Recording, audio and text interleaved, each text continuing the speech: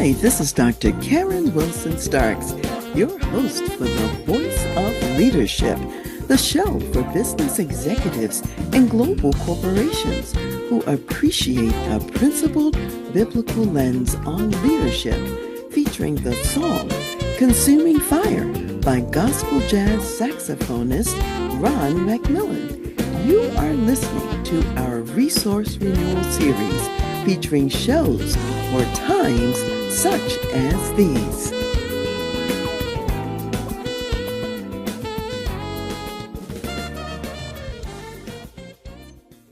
Today, I'd like to share with you some strategies that successful people use in order to be successful in their lives. And these are strategies that you too can adopt. And I am sure because you are already successful, you are already adopting many of these strategies. And we're just going to talk about them today so you can double down on them and be even more intentional about using what works. First, I want to mention the first strategy is positive possibility perspective. And this is important. This is the attitude that says, I can do what is necessary to do for my success. It is an acknowledgement and a recognition that we are serving a God of abundance, a God who is ready to provide all things for us to enjoy.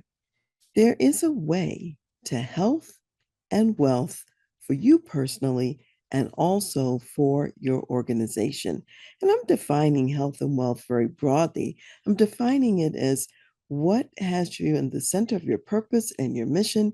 You're doing it well. You have all the resources you need spiritually, physically, monetarily, people wise in order to get it done. Doesn't mean you have that 24/7 all the time. It does mean, however, that ultimately, in the grand scheme of things, you will have what you need in order to be successful. And that requires this possibility perspective. The possibility perspective says no matter what I see right now around me, no matter what's going on, no matter what's even in my current circumstances, I see the possibilities that even transcend my current circumstances. Not only do I see the glass as half full as opposed to half empty, as we've talked about before, even if it looks like the glass is drained or only half full, we know that no matter the situation, the glass is also refillable. And that's an important concept to keep in mind. So, those who have positive possibility perspective, they're looking beyond the present to what can be and what will be down the line. They're not chained to what is. They're not chained to the fact that maybe they've never been there before.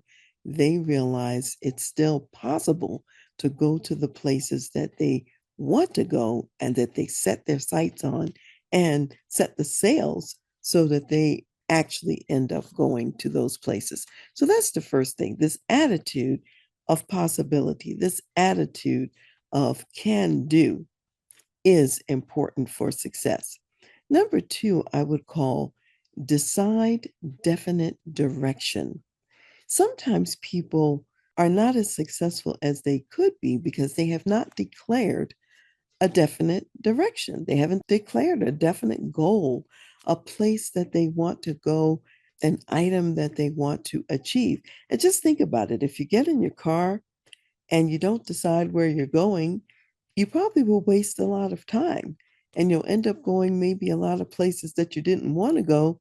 And perhaps you wouldn't even be inefficient in how you get there. So if you really want to be strategic, decide in advance some definite objective. And this is hard for people because people sometimes are reluctant to put a true stake in the ground and say, this is the amount that we're going for this year in terms of our profitability, or these are the goals and the objectives that we have set. These are the kind of impacts that we want to have in our clients' lives and so on. And I will say to you that those who do decide a definite direction are much more likely to get there than those who wander around in the wilderness without making a decision of where it is they really want to go. And think about it in this sense: if you were planning a vacation, until you decide where you're going on that vacation, you're kind of hampered in what kind of planning you can do. Because first you have to decide, I've got to, if maybe there's a flight involved, you've got to plan flights, maybe there are hotels, you've got to look at hotels. Well, if you don't know a location, it's difficult to plan anything like flights and to plan anything like hotels. So, what that looks like is someone says, I'd like to go on a really nice vacation, and they don't commit to any place. And so they keep saying that. And in a lot of cases, they never go on that vacation because they have not set their sights on anything specific that they can pursue. And you might wonder, well, why is that important? It's important because once we decide what we want, once we decide what we're going to do, all of a sudden our vision is tuned to making that reality happen. So if you've ever said to yourself, you learned about a new car that you never heard of before, and somebody tells you about this model, and let's say it's a red so and so, and up to that point, you have not seen any red so and so's on the road. As soon as that's now in your mind, you're amazed by the volume and number of that model of car in red that you end up seeing on the road because your brain is attuned to it now. The same is true when you set a definite direction and purpose. Your brain will work in concert with you to help you achieve that definite direction and purpose. So, for example, once I decided that with my husband that we were going to Southern California on vacation, that ruled out a lot of other places, and it narrowed our focus, which focused our energy and focused our time. And in addition to saying we're going to Southern California, I wanted to be in a place that was oceanfront. That narrows it even more. It was easy to look at, okay, where we're going to fly to, easy to look at what hotels we might explore or take a look at, because we also said we'd like to be in the San Diego area in general. So, all of this, setting a specific direction, helps in achieving the likelihood of really getting there. So you want to commit to what it is that you want to do. Now, some people are reluctant to commit because they're afraid, well, if I commit to this today and something changes tomorrow, now I'm stuck with that. And I'm here to remind you that you really can change your mind. For example, we actually thought about taking a vacation on the East Coast this year. However, our vacation is always during hurricane season. And so when my husband showed me the graph and picture of the spike, the huge spike in difference in the number of hurricanes that really do occur during hurricane season, I tuned my mind away from the East Coast and then started looking at the West Coast. And thankfully, I'm really thankful that we did that because huge hurricanes, in fact, did strike the area that we were considering as a possibility. So, yes, you can change your mind. You're not stuck with whatever you decide today, but deciding today does give you a direction until new information comes in that lets you know maybe a change or a shift would be helpful or would be useful. So that's number two, decide definite direction. Number three is what I would call focus faith forward. This is to think about future opportunities. Think about the good that's coming and that you are creating. A lot of people waste energy and time because they're focused on the past. They're focused on what they haven't done. They're focused on where they haven't been, what they haven't accomplished. They're focused on failures that may have occurred in the past, blunders, mistakes, difficulties, challenges, hardships. And here's what I would say: those who are successful are focused more on where they're going rather than on where they've been. Now, where they've been is important because you have had a journey. You've learned some lessons along the way, and you do want to apply those lessons to where you're going next and to the future movement. So you want to consider the past principally for learning and applying learned lessons to the future. And I want you to think about yourself as running in a race. If you are running in a race, even if it's a short race, like a 100-yard dash, or even if it's a very long race of several miles or kilometers, if you look behind you to see what's going on there, you slow yourself down. And those few seconds of being slowed down can be the difference between success and failure in a very close race with people who are all very competent.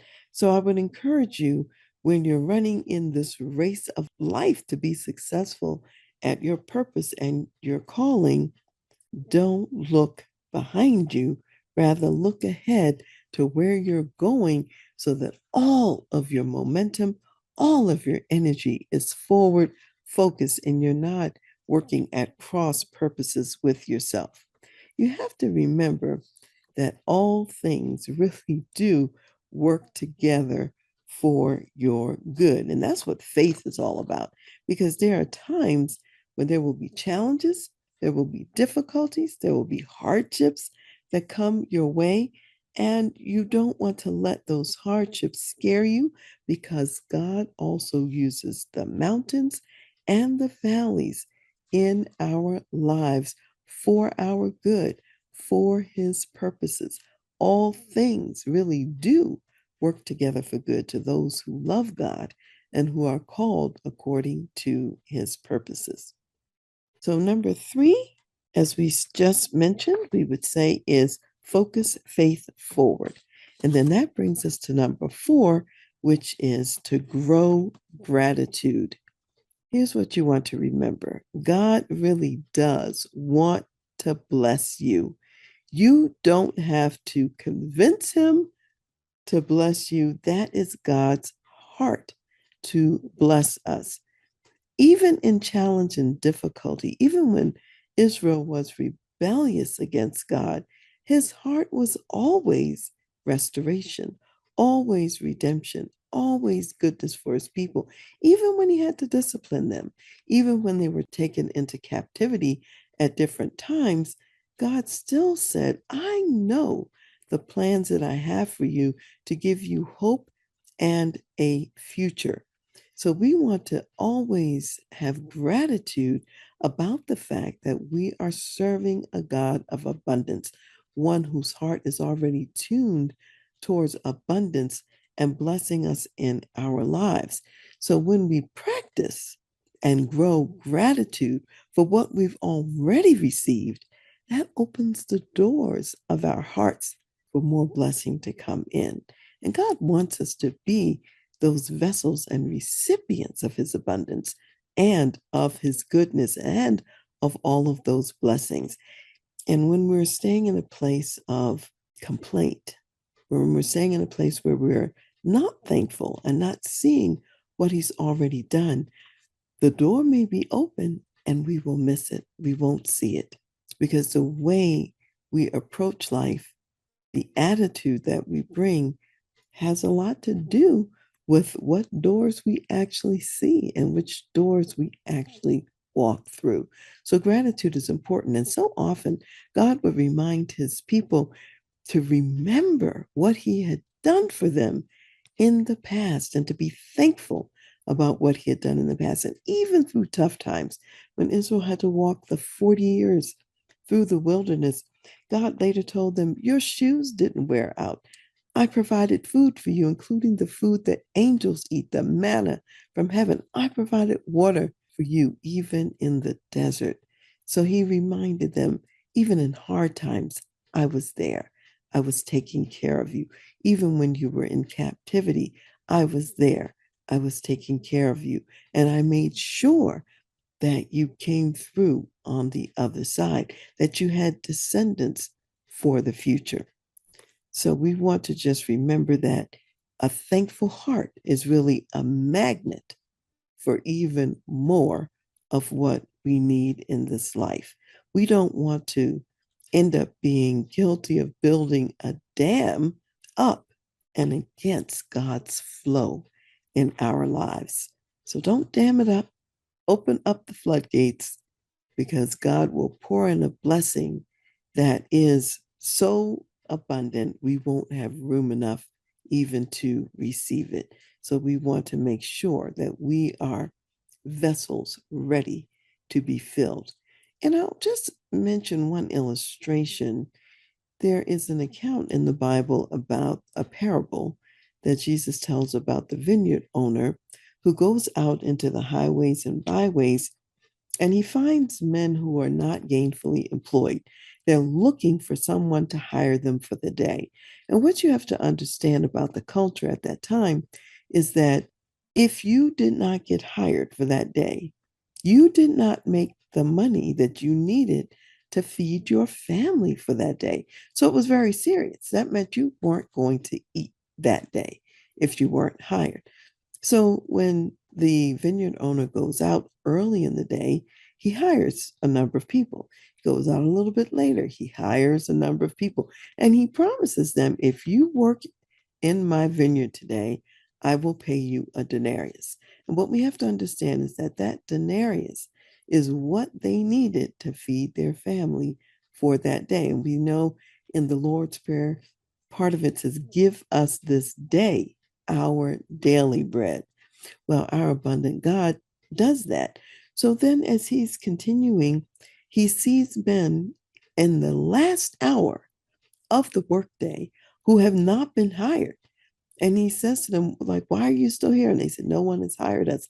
So he says, well, come into my vineyard and do this work. And when you've done the work, I'll pay you what is fair. Now, in reality, at the end of the workday, the vineyard owner pays all the workers the exact same, one denarius. So those who worked all day, 12 hours, and in the heat of the day, they're thinking, well, how fair is this? This one man comes in, he works for 1 hour, and he gets all of the same pay that I did when I've been working 12 hours. Shouldn't we be paid more? And I like the way that Jerry Bridges describes the story in his book, Transforming Grace, Transformed by Grace. That Transforming Grace book, in it, he says, the vineyard owner knew that if he didn't hire those men in the last hour, they would not have enough money to feed their families for that day. So, for all of the workers, the objective was to feed their families for that day. Some worked all day for that to happen, some worked in the last hour. And he was being a very generous employer to pay the last workers the exact same amount. Now, if he had paid them something less than that, their work, even for that 1 hour, would not have benefited them because they still wouldn't have been able to feed their families for that day. And we have to remember, God doesn't owe us anything. We haven't, in a sense, earned anything yet. Out of his generosity, he provides for us anyway. And that should be cause enough to be grateful, to be thankful, and not only to know it, but to call out to God and name the blessings, the things that we often take for granted, our daily food, shelter, and clothing. There are parts of the world where people don't have daily food, shelter, and clothing. And we want to be thankful for these abundant blessings that we have in our country and in our society right now. So, grow gratitude is number 4 and very, very important.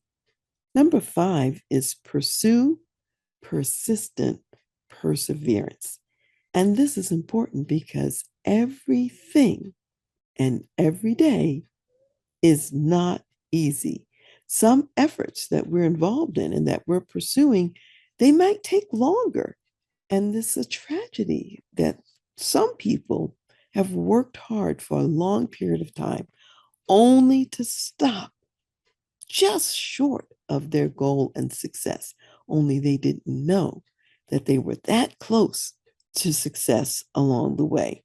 So, what I would say is we have to sometimes be persistent. We have to persevere through trials, through hardships, through struggles, through difficulties in those mountains and valleys that I mentioned earlier.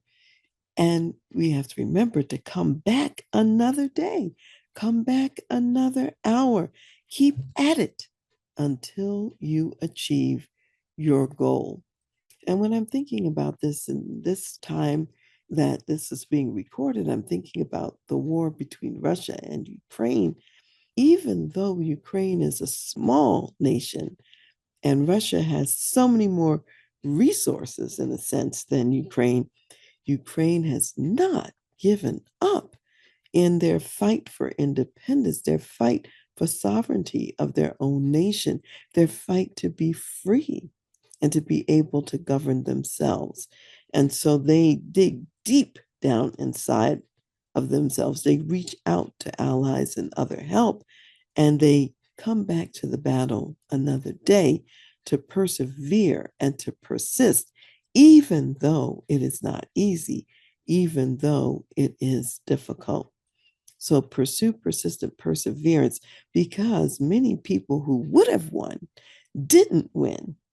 They weren't successful because they didn't persist, because they didn't persevere until the goal was secured, until the goal was achieved. So, number 5, pursue persistent perseverance. Then, number 6 is trust team talent. Remember that we have been created to be in community with other people. We're not on an island by ourselves. And therefore, we don't have to feel like we must depend on our own weight, our own abilities for the responsibilities that we have. You have people in your company and in your organization, and those people and you are here for this time, this season, and for a reason, just like Esther was in the palace for such a time as this. She was there because she would later then be able to save her people from disaster. Well, you are where you are, and the people in your company and organization are where they are to make a difference. And today's challenges are too complex for just one person to be able to know what to do in all instances in moving forward. So when we think about the body of Christ, we think about different parts of the body serving in different ways: the arms, the hands, the feet.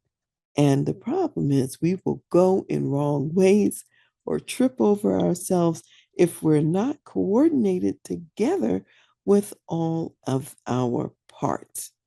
So we want to remember that the eye has a role, the ear has a role, the arm, the hand, the fingers, the toes. Every part of the body is necessary. Every part of your team is necessary in terms of thinking about what is useful and what will work to achieve the objectives that you now have on your plate. You want to remember that this is a collective journey and a collective partnership.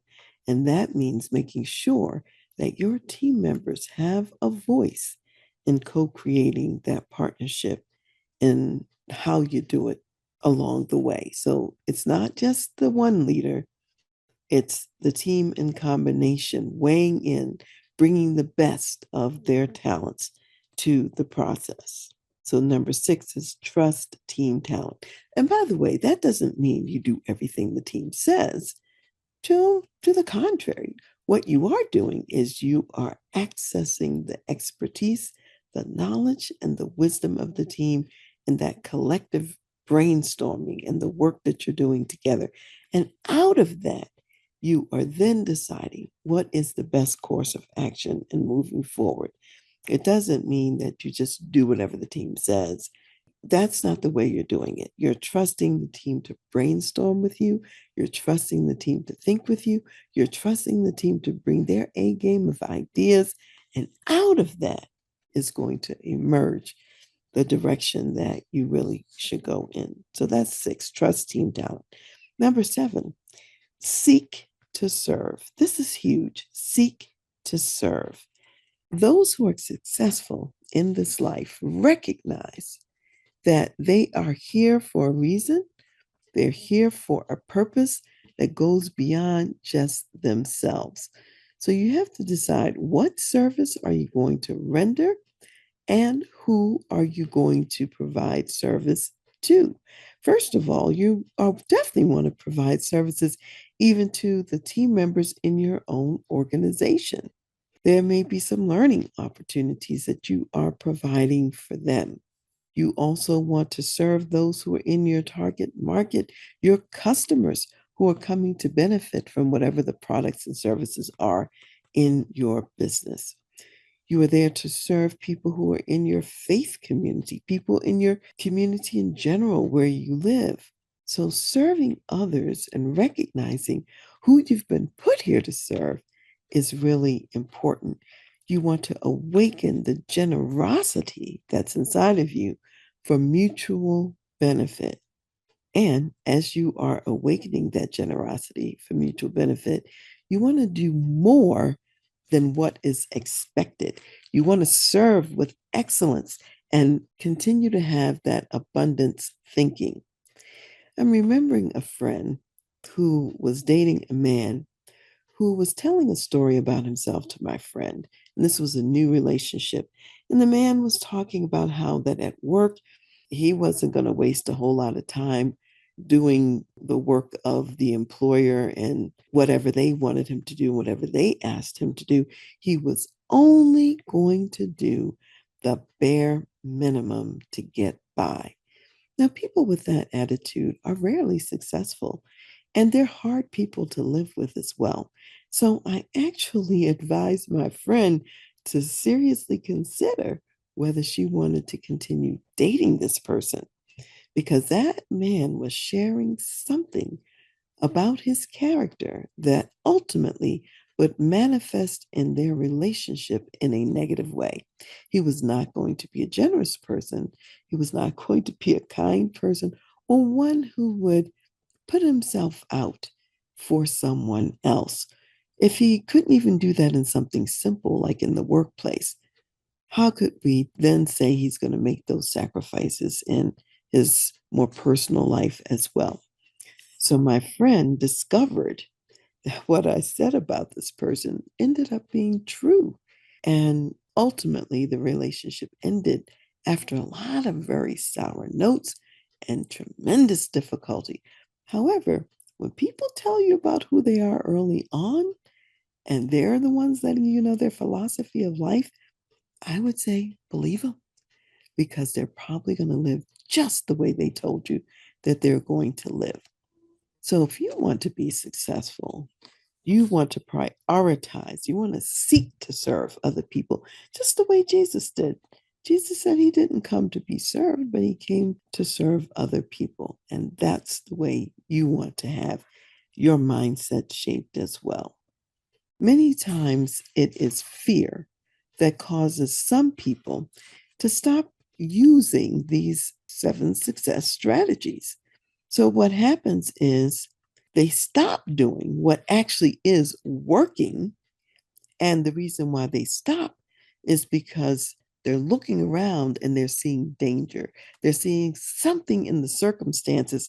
And rather than to say to themselves, we've been practicing this all along and it has been working for us, it's part of our success strategy. Instead, they shrink back, they shrink into the background, and they stop doing what actually was working for them. Now, if you stop doing what's successful and you stop doing what's working and you batten down the hatches instead, chances are you'll be locked up behind the battened down windows and your success has also flown out the window. So you don't want to stop doing what works. You want to keep doing what works. Because, first of all, we know that perfect love casts out all fear. And we know that God is love. He is perfect love. And it's through him and his divine power, according to First Peter 1, that we have everything that we need for life and for godliness. Now, when others operate in this fearful space that I'm talking about, and when they shrink back, it leaves a void that you and your organization can fill. Because with others operating out of fear and not serving anymore, you can jump in and serve where they left off. So always keep in mind the service opportunity and the service purpose in your life. So if I review these seven again, number one is positive possibility. Perspective is number one. Number two, decide definite direction. Number three, focus faith forward. Number four, grow gratitude. Number five, pursue persistent perseverance. Number six, trust team talent. And number seven, seek to serve. And one of the things that God would say is to remember all that He's done for you. And that certainly grows that heart of gratitude and helps to fuel the spirit of service to others as well. Right now in our world, we're in quite a season of wars and hurricanes and fires and earthquakes and tremendous difficulty. So, one of the things I want to encourage you in is to stay in hope. There is hope no matter what's swirling around us. Hope in God no matter your circumstances. He is sovereign over all. It may seem as though things are out of control. God has brought many people before us through similar circumstances. In fact, some even worse than what we're going through. So we know that He is able, we know that He is capable, and we are going to continue to trust Him in the process. So, as we are closing today with these success strategies, I'd like to read something from First Timothy, the sixth chapter, and it's verses 17 through 19. And this is a warning to those who are rich in this world and a reminder as well about what God is calling us to. It says, command those who are rich in this present age not to be haughty, nor to trust in uncertain riches, but in the living God who gives us richly all things to enjoy. Let them do good, that they be rich in good works, ready to give, willing to share, storing up for themselves a good foundation for the time to come, that they may lay hold on eternal life. So, in this season of floods and hurricanes and earthquakes and fires and so on, be willing to give, be willing to share. And you sharing your abundance with others does not diminish anything about your abundance. In fact, it opens the windows and floodgates to receive even more because God knows He can trust you to use the resources He gives you not only to benefit you, to also benefit others. I always felt more like the cloth in a sail being filled and carried forth by a wind that provided the real power. True, the sail is important, but the wind much more so. That's a quote from Bob Buford in his book, Game Plan. And Game Plan is really the step by step instructions of how to live out a life of significance from his best selling book, Halftime. And as I read this quote today, I want you to picture that being a ship, a sailboat, and the sail is set. However, the power of the sail is really the wind, not the sail itself. And as I think about our lives as marketplace ministry leaders and the whole subject of whose priorities are we following anyway, there's this sense of the realization and how important the realization is that we are not our own. We have been bought with a price. And as such, we are here to do the will of the one who has purposed us here. So we are those sail ships. We are those sails set in the direction and purpose that God has planned for his glory. And he is the one that is the wind that puts the power in the sails that enables us to go to the places that he has designated for us. That's an important concept because it's so easy to get off track and to forget that we really do belong to God. I remember some years ago when I was traveling in the country of Ghana in West Africa. I was on a study tour. And one of the things that amazed me in Ghana when I was looking around and engaging with people is how many businesses actually were named with biblical names and Christian based names, although some of those names were in Hebrew from the first covenant and so on and so forth. The business might be called Shalom something or whatever, because the people were acknowledging that everything that they had came from God. They were giving God honor and glory, even in how they named and called their businesses, which is an important aspect. So, what we have to remember as people is that we have actually been redeemed, if you will, from slavery. And you might wonder, well, what kind of slavery? Not everyone has slavery in their history from a physical point of view. What I'm talking about is being redeemed from the slavery to sin. Because apart from God, and before God came to redeem his people, we were all sold under sin. After Adam and Eve committed their violation in the Garden of Eden, eating from the forbidden fruit, we have not been able to live righteously or perfectly at all since that time. So when God redeemed us, he freed us to follow his agenda. That's what the freedom is for.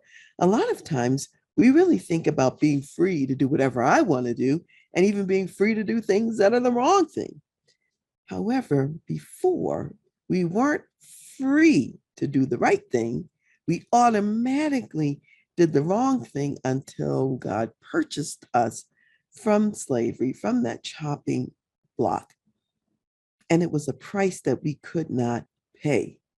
And as we've said before in previous episodes about freedom, freedom is not free. There's a huge cost. And in this case, with our spiritual freedom, we didn't pay it ourselves. We couldn't afford it. We didn't have the ability to pay it ourselves. However, God, in sending Jesus Christ as the Messiah, he paid the price for us in dying on the cross. And that's what has purchased our freedom. And because of that, he, God, then has the right to direct our actions and what we do. So again, we sometimes are plagued by mistaken thoughts, those mistaken thoughts about freedom to do the wrong thing. However, God's plan is our freedom to do the right thing. So our first and foremost job is really spelled out in Matthew 6:33, which is to seek God first and his kingdom and his righteousness. Everything else that we need, food, shelter, clothing, God knows we need these things, and he's the one who will provide them. He provides our food, shelter, clothing, anything else that we need when we prioritize his priorities. And the whole point is that in everything we do, it's God's desire and plan that God be the one who's glorified among the nations. It's God's plan and desire that he have the place of preeminence in our lives and in all that we do.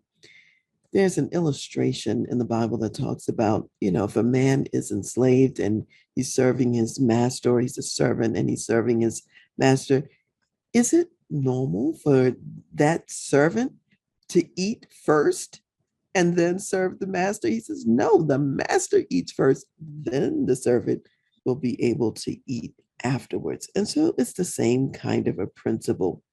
When we even think about Jesus, when he was here walking on the earth amongst us, he came, he said, to do the will of the Father, not his own will. And one of the things we have to recognize is, in answer to the question, can you succeed apart from God's blessings and provision? And we know that the answer is no. We really cannot succeed apart from God's blessings, apart from God's provisions at all. And in the book of Haggai, we see God talking to his people because God had instructed them to build his house, the temple. And the temple had been stopped from being built for a number of different reasons. It had all kinds of interference. You remember that after the Israelites came out of Babylonian captivity, when Cyrus the king was in place, he issued a decree that they could go back and that they could build the temple. And as they started on their building project, all the local people around them, the people who were not Jews in and around Jerusalem, they thwarted all the efforts. And they finally, under the next king, got permission to stop the work. And this went on for a long time, probably a good 16 years or so. And then finally, Darius, the king, came into power. They asked Darius for help. Darius went back and he looked into the annals of the kings and discovered the decree by Cyrus and realized that this temple was supposed to be built. So he ordered again new supplies, new provisions to have the temple built. And he told people to leave them alone so they could build this temple. And he even said, if you thwart this and if you stand in the way, then the whole force of the government will be against you. So there was all of this ability then to build the temple. And yet in Haggai, the people had built beautiful paneled homes for themselves. They were living in luxury. They were not in an enslaved state at this point. They were building up their wealth and doing fine. And God says, look, you're living in these great homes, and my house is lying in ruins. In other words, whose priorities are you following? And it was clear that the people were following their own priorities and doing what they wanted to do and not following God's clear direction. Now, sometimes we don't have God's priorities because we're not sure what they are. In this case, God had been very clear. They knew that God's priority was for them to build his temple. So now God said, all right, since you're not listening, I'm going to speak in some louder ways that hopefully will get your attention because you are not doing my priorities. And in fact, the people were saying, oh, it's not time to build God's house. It's not time to build God's temple. So they weren't officially saying, we don't think it should be done. They were just saying, not now. We don't think it should be done now. This is not the priority. So God said, look, I'm going to send drought. I'm going to send flood on the land. You're going to have failed crops, the same as you could have hurricanes, volcanoes, hail, fire, and you might even have illness and be on a bed of affliction because you're not in alignment with what God is asking you to do. And I'll remind you that the whole flood in Noah's day that prompted the need to build Noah's ark, it was because the people were disobedient and they weren't following God's priorities. So at that time, God flooded and destroyed the entire earth because people were not following his priorities. If we look at Sodom and Gomorrah, we know that he sent down fire and brimstone. He sent down destruction on the cities of Sodom and Gomorrah because of the sexual perversion and sin in that region, and the people were not following God's priorities. And we also know that Miriam, who was the sister of Moses, and she was the worship leader in Israel at the time, her hands became leprous because she was rebelling temporarily against Moses until she was pardoned and then healed. So it's really not a good idea to go against God's priorities because there are consequences when we do so. And if I think about living out here in Colorado, we have some hailstorms that are unbelievable. When God sends hail, hail can be a killer.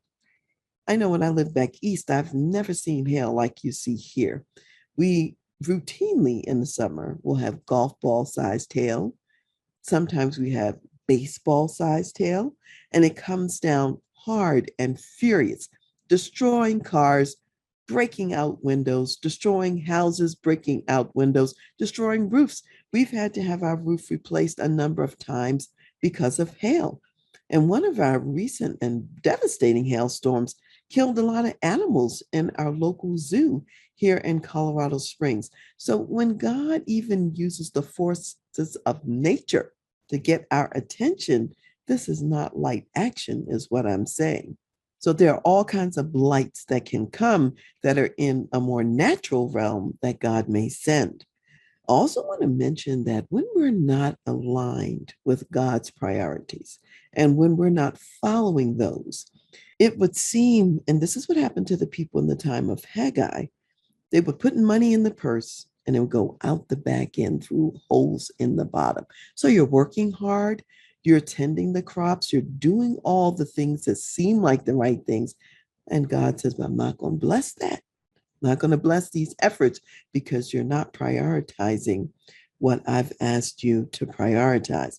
So when we're off track and we're not aligned with God's priorities, we also fall into traps that the enemy sets. There are traps in our lives that the enemy sets. And I'm going to name a few of these traps that can happen, particularly when we're being very prosperous at any given time.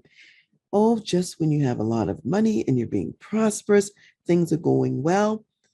This is when drug addiction may come into your life. Many of the entertainers, the music stars, and so on have to deal with this. And now the drug addiction acts as that hole in the bottom of the bag. So as the money comes in from all of the success that you have and the good work, it goes right out the bottom to feed the drug addiction. So that's one of the things that occurs. We have other habits and vices that also get in the way. It could be alcoholism, smoking cigarettes and leading to various cancers, gambling. A lot of people are caught up in gambling. So all of this money, hard-earned money, down the drain because of gambling. So you don't get to retain the increase of what you brought in. Other people where the enemy attacks is in the home front and their marriage. And so the enemy gets in the middle, and all of a sudden, the wife of your youth doesn't look so good anymore to you. Although there's nothing wrong with her, and there's really not a problem, people will sometimes trade in their spouse, go get somebody else. And as you have these multiple marriages and divorces, that's more money, extra children, more money that's expended there. And also, some, even if they stay with the wife, engage in extramarital affairs. And again, money is pouring out from the family through that aspect. So, all of these things occur. You might end up getting to job loss, early death, or perhaps your investments and other financial decisions without the blessing of God, they fail. And so things just aren't working out so well. So, this whole concept of God first is a biblical concept. God has the concept of the first fruits. We give Him the first of our increase. The first, the tithe is the first. Off the top goes to God. The firstborn belongs to God. So, this whole notion, God isn't last, but God expects to be first in our life and His priorities to be first as well. And sometimes we get sidetracked and we're rich towards men and poor towards God. And yet God instructs us and says, bring ye all the tithes into the storehouse and see if I will not open the windows of heaven and pour you out a blessing that's so great you don't even have room enough to receive it. This is in Malachi. So again, by putting God first, that's our best chance for the greatest increase we could possibly ever have. And we sometimes forget this. So since we know this, and this is what God has said for many, many years, and it's nothing new, what gets in the way? What are the reasons that sometimes we disregard God's priorities in our life? For one thing, there can be a lack of trust that God really is going to meet our needs. Sometimes we doubt God's goodness. Is he really going to do what is best for me? And so we think we have to take the reins into our own hands so that we can meet our own needs. And that's always a mistake when we do that because God meets our needs better than we can. And when we get in there and mix it up and get the cart before the horse, that vehicle doesn't work well anymore. Sometimes we're also impatient because God's timetable is not the same as ours. And we think God is taking too long to meet the needs that we think we have, when in fact, He hasn't forgotten. He is on the job and He will meet those needs if we wait. And again, I think about King Saul when he was waiting for the prophet to come, and the prophet was to offer up the sacrifice. And it looked like it was getting down to 0 hour, and the people were complaining. And Saul took it into his own hands to offer the sacrifice, which was not the role of the king. It was something that was forbidden for him to do. And of course, as soon as he did that, Samuel comes. So God's timing is perfect. And even if it seems late to us, He hasn't forgotten. He is coming just in time, even if it looks late. So sometimes we're impatient. We don't want to wait. Sometimes we also fear that what God has in store for us is something we don't want to do. Maybe you don't want to go to the remote corner of the world as a missionary or whatever.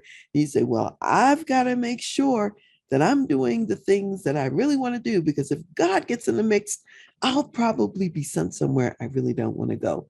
And this is a fallacious way to think, because the desires that God puts on our hearts are consistent with the gifts that He gives us. And He is sending us to places that we would love to be, and they're better than the places that we are even thinking about. And when the scripture says that delight ourselves in Him and He will give us the desires of our hearts, we've got to really understand it, because God knows what's best for us. He knows the true desires of our heart. And when we line up with Him, He lines our desires up with Him as well. So we don't even have to worry about that. The people who are supposed to go to the farthest corners of the globe as missionaries, they want to go and they know that they're going there. And it's not going to be a conflict at the time that God sends them there. These are some of the reasons why we disregard God's priorities: that lack of trust, the impatience, wondering if God is really good. Is God really going to come up with something that I really want to do? And then another big reason is what I'll call a self-focus. Believing when we are successful that we are the ones who have created our success. So it makes us think when we're successful that, oh, I must be the one who's got to be in the driver's seat. And we forget that Jesus said, without me, you can do nothing. So as we remember that without God, without Jesus, we can do nothing. We have to remember, as we're building anything, think about building a house. Whose lumber did you use? Whose resources did you use? Because we understand from the scriptures that the earth is the Lord's and the fullness thereof. So anything that we're creating, we're using the materials that God has already created, that He's already left here on the earth for our use and for our enjoyment. So we really must remember to give glory to God. Remember to give glory to God. And a lot of times, the great falls that we see in the world of corporate leaders, ministry leaders, these great falls occur because they leave their first love. We got to where we are in success through prayer, through obedience, through depending on God. Then do we become so foolish, as Paul would say, or as the scriptures would say, that we think now we're going to succeed because of our own works? No, of course not. God intends that we continue to be those sails that are filled with the wind of His power, with the wind of His supply. That's what God intends for us. Sometimes we get so busy, too busy, enjoying God's blessings that then all of a sudden we have no time left for God. God has opened so many doors for us, so many doors to walk through that we then close the door on Him while we are walking through the doors that He has opened on our behalf. And again, we have to ask the question, who opened those doors? Who enables us to walk through those doors? Who is giving us grace and favor? Whose air are you breathing? You don't even have to be here today. We have to remember that it all comes from God. We are God's hands and feet on the earth, here to carry out His will and to bring Him glory. That's why we are here. So, as ministry marketplace leaders, you also want to remember that you are in your workplace for the glory of God. You are there to make a difference in that workplace, to make a difference in the lives of people that God cares about, people that God wants to see and know who He is. You're not just there for your own use, for your own benefit. Yes, you will benefit. Yes, you are there and will be blessed, but you're there. You are blessed to also be a blessing in the workplace. That's really what this is all about. As we are closing today's episode, there are some questions that I want to leave you with, some questions of self examination for you to think about as a ministry marketplace leader. Number one, what is the house that you are building for God in the workplace? What is the house that you are building for God in the workplace? And has God directed that house? Or is this something that you decided apart from God? Number two, what are the God directed priorities that you and your team are building? What are the God directed priorities that you and your team are building? And as you examine yourself, how do you know that those are God directed priorities? To what extent have you spent time in prayer before the throne of God to get the directions that He has for you? Because God cares about everything we do, even what we do at work. He cares about that. And then number three, where might you have gotten off track and perhaps put yourself into the driver's seat?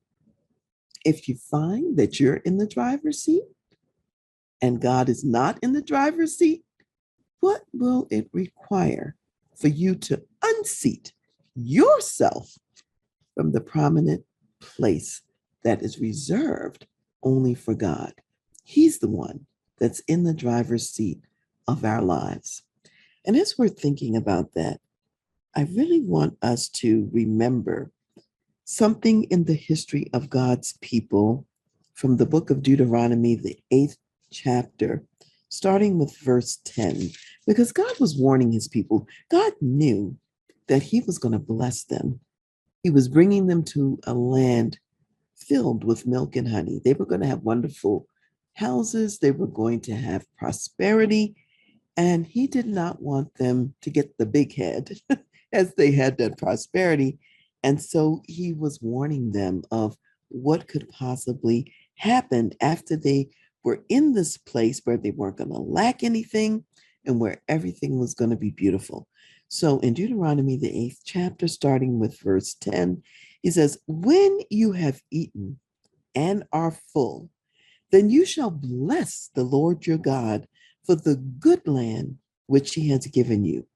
Beware that you do not forget the Lord your God by not keeping His commandments, His judgments, and His statutes, which I command you today, lest when you have eaten and are full, and have built beautiful houses and dwell in them, and when your herds and your flocks multiply, and your silver and your gold are multiplied, and all that you have is multiplied, when your heart is lifted up, and you forget the Lord your God who brought you out of the land of Egypt, from the house of bondage, who led you through that great and terrible wilderness in which were fiery serpents and scorpions and thirsty land where there was no water, who brought water for you out of the flinty rock, who fed you in the wilderness with manna, which your fathers did not know, that he might humble you and that he might test you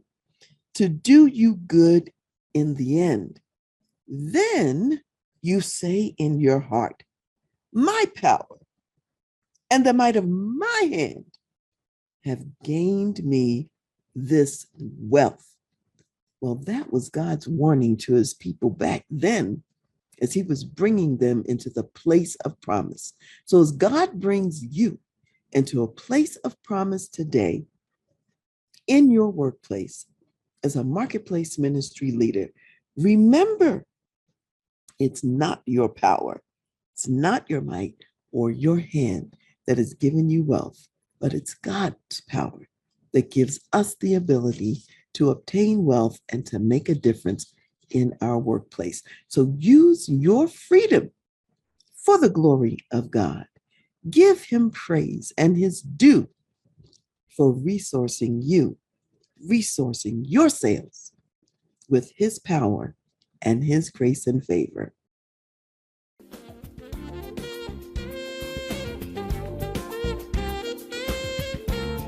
Thank you for listening to The Voice of Leadership with me, Dr. Karen Wilson Starks. I am also your concierge executive leadership advisor for when you need to make tough business decisions, facilitate executive succession and transition, develop your executive team, lead change, create a positive and profitable culture, or leverage marketplace creative advantage. You can reach me at Dr. Karen, Karen, at transleadership.com. Also go to my website, transleadership.com, for more leadership resources and insights. I want to give special thanks to Ron McMillan, gospel jazz saxophonist and national Billboard recording artist, also known as Mr. Sirius XM Jazz Watercolors, for allowing us to use his gifted music on our show. Thank you for joining me today, and I'll see you next time.